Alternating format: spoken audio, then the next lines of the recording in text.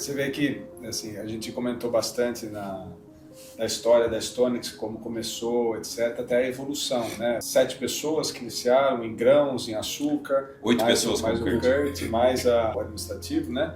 De certa forma, desbravando o Brasil nessa questão inicial que era ainda pouco difundida.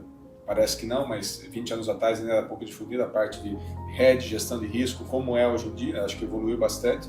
E acho que a Stonix tem uma parcela grande nesse desenvolvimento dessa gestão de risco, das operações de hedge, etc., no agronegócio brasileiro. Então esse é um pouco do início que a gente comentou, né? Eram pessoas muito proativas e que buscavam novos projetos, que buscavam novos negócios, que eram curiosas, como o Tadiar falou, que corriam atrás. Foi nesse processo que a gente comentou, depois veio a transição exatamente para, com a INTL, juntando com a FC Stonix, formou a Stonix, para o crescimento da governança e a preparação para a escala do negócio, como é hoje em dia. A gente viajou o Brasil inteiro.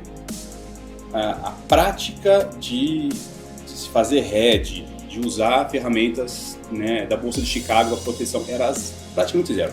Praticamente zero. Assim, estava em alguns grandes grupos, algumas grandes trades que utilizavam a ferramenta e só. Eu lembro muito bem que isso foi uma das principais questões que também me desafiou a vir para o estado de São Paulo. Imagina, eu vim de uma cidade de 23 mil habitantes, né? Eu vim para um centro maior, né, com a família.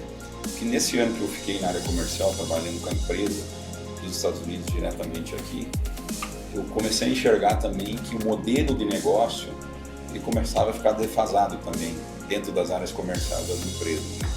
E a gestão de risco, na minha concepção, era um negócio que veio para consolidar mesmo a área comercial. Então isso para mim foi imprescindível, né? E eu sentia isso em todas as outras partes que a gente tinha, cooperativas, cerealistas, enfim, as próprias trades, né? Indústrias consumidoras, enfim, que eles não tinham uma gestão de risco. Para vocês terem ideia, no começo de 2000, a gestão de risco, o pessoal falava que ia fazer pacote tecnológico, falava que era troca, que hoje falam de barter, né? Mas isso era a gestão de risco. Então era uma dificuldade enorme você falar em gestão de risco utilizando instrumentos do mercado financeiro para isso. Falar em sazonalidades, falar de spreads. Então era uma dificuldade enorme que se tinha. Então isso para mim foi um desafio mesmo, que eu achava que o mercado brasileiro também era muito carente em relação a isso. Então foi uma das coisas que realmente me motivou a sair lá de uma cidadezinha do interior do estado para vir para São Paulo, né? Nesse desafio, né? Os gargalos que a gente tinha da questão de logística a nível de Brasil foram enormes, né? A dificuldade que a gente se tinha para chegar nos clientes, né, Davi? Não existia aeroporto, poucos voos, você tinha que ir para o Paraná, ir para Londrina, para Maringá, ir para Campo Grande. E as dificuldades das estradas também. Hoje já teve uma evolução muito maior, né? Mas a gente via muito isso, né? Então eu acho que assim, a gente, como processo de evolução, a gente aproveitou muito o boom que aconteceu também na questão das commodities, né? Eu lembro bem que em 2005 o Brasil produzia menos de 50 milhões de toneladas de soja. Hoje nós estamos com 170 milhões de toneladas de soja. Então nós aproveitamos muito esse crescimento a nível de Brasil, né? No caso do milho, nem se falava em safrinha. Safrinha era irrisório, né? É pelo nome, safrinha. Se você for olhar a safra que era de 2005, do milho, praticamente é a mesma coisa que se colhe hoje. Então, o boom mesmo, no caso do milho, veio da safrinha. Nós aproveitamos muito isso como empresa também. E eu acho que essa participação nossa, junto dos clientes, é muito gratificante você ver os clientes, o crescimento que eles tiveram.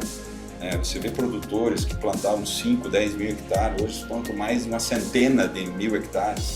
Você vê indústrias que trabalham junto conosco, que eram irrisórias, né, no nosso modelo, hoje são grandes, a nível de Brasil, formadoras do mercado energético, por exemplo, né?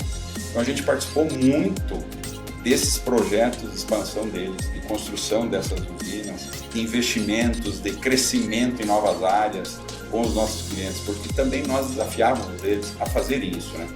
Uma coisa legal, você vê, acho que começamos a ter histórias, exatamente, de clientes de mais de 20 anos, 15 anos, 10 anos, mas que a gente iniciou com eles num tamanho muito menor, um nível de entendimento, de governança do cliente muito pequeno, e a gente foi junto com esse cliente crescendo, e hoje a gente vê aí alguns de capital aberto, que na época não era, hoje nós temos clientes de capital aberto, que na época era só um projeto, com novos produtores que viraram esmagadores que viraram indústrias biodiesel, né? Que saíram de um estado e foram hoje se tornam indústrias nacionais.